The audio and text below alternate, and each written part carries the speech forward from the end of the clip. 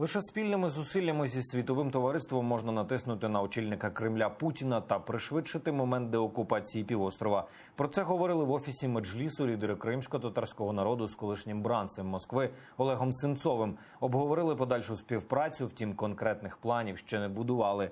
Нагадаю, це вже друга зустріч з колишніми бранцями Кремля, яких визволили 7 вересня. Раніше в Меджлісі зустрічалися з кримчанином Володимиром Балухом.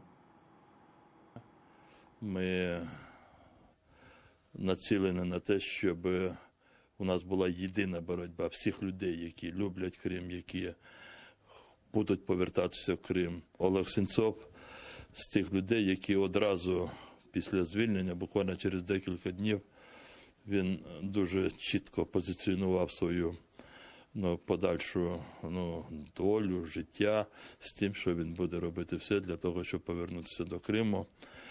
Ми запросили, висловили свою шану, згадали деякі моменти, але найголовніше говорили, що ми маємо робити разом.